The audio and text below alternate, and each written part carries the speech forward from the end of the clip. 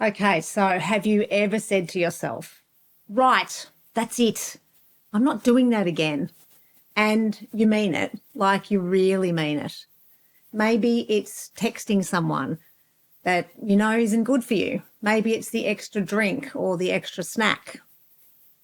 Maybe it's staying up way too late scrolling when you've got an early start. Maybe it's snapping at your partner, even though last time you told yourself you'd handle it differently next time. Or perhaps it's putting something off again. And then a day later, sometimes perhaps even an hour later, you catch yourself doing exactly the same thing. And you go, why do I keep doing this? Now, most people assume it's a discipline problem or willpower or motivation. In most cases, that's not what's going on. In most cases, there's something a lot more human happening, and honestly, a lot more understandable too. One of the questions I've learnt to ask in my own life and in the therapy room is, why does this behaviour make sense? Because every behaviour does make sense, even when it's unhelpful, even when it drives you up the wall, even when it's the exact thing that you're desperate to stop doing. At some point, that behaviour did something for you. Maybe it made you feel calmer or distracted you. It may have helped you dodge a conversation you didn't want to have. It may have given you some relief from stress, boredom, loneliness, or anxiety. So it's not random. It's something that your brain and nervous system has learned. When I feel like this, doing that helps. Now, it may only help for 5 minutes, and it might cause an absolute mess afterwards. But at that moment, your brain isn't thinking about the aftermath. It's just looking for an immediate sense of relief. It will just reach for whatever has worked before. That's basically what a habit is, a learned response. And the more you repeat it, the more automatic it becomes. Your brain loves this, by the way. It loves having not to think too hard. Great when you're brushing your teeth or driving home on the usual route. Not so great when the automatic thing is vaping or smoking or emotional eating or people pleasing or doom scrolling or going straight into defense when a relational tension arises. When you're stressed, your brain doesn't stop and contemplate, what would the wisest, most values-aligned response be here? What it actually says is, I know what to do with this feeling. And then off you go down the same old path, which is why people say, I don't even really know why I did it. There's usually a reason though. And you'll find it in what happened right before that behaviour, right before the start of that habit loop. What were you feeling? What had just happened? What were you thinking? Perhaps you were trying to get away from something, because we do tend to fixate on the behaviour itself. I need to stop eating like that. I need to stop drinking after I've had a few. I need to stop checking my phone. I need to stop reacting like that.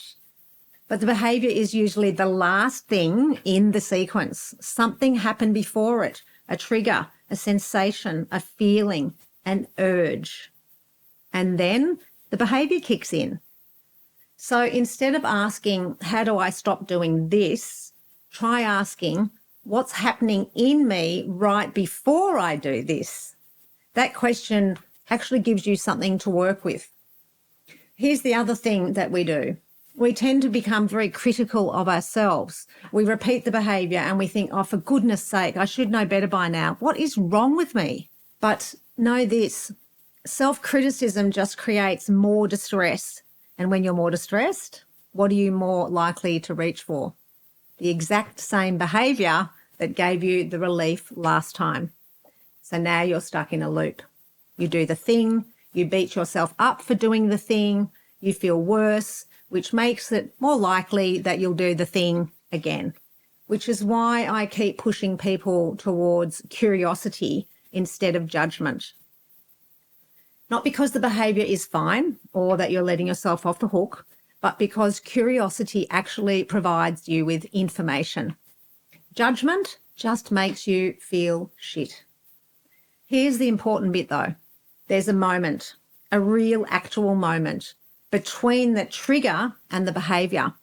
Sometimes it's really tiny. You might barely catch it, but it's there. There's a moment that you feel the urge, a moment that your hand reaches for the phone, a moment right before you pour the drink, right before you send the message, right before you become reactive. That moment is where awareness starts. No, awareness doesn't mean you'll suddenly make the perfect choice every time. You might notice the urge and still do the thing anyway. That still counts because you noticed, which means that you're not fully on autopilot anymore. And I think people massively underestimate how much that matters. They think that change only counts when the behaviour stops, but change actually starts way before that. It starts when you begin to see the pattern. First, you'll notice it afterwards. Then you'll notice it while it's happening. And then eventually you'll start noticing it just before. That's where you actually get some choice back. So next time you catch yourself doing the thing that you swore you wouldn't, try not to go straight into self-attack. Just pause, breathe, and ask, what was happening right before this? What was I feeling or needing, or what was I trying not to feel? What was this behaviour trying to do for me? And then, rather than waiting for some big dramatic transformation, just look for a small interruption. One long regulating breath, one pause, one glass of water, one walk around the block, and one decision to wait a few minutes before you respond. And one moment where you talk to yourself with a bit more steadiness and a bit less judgment. That's how change actually happens. Not through willpower, through small moments of awareness, over and over again. So if you keep getting pulled back into an old pattern, it doesn't mean you're weak or hopeless. It probably just means your brain has got very, very good at that particular pathway.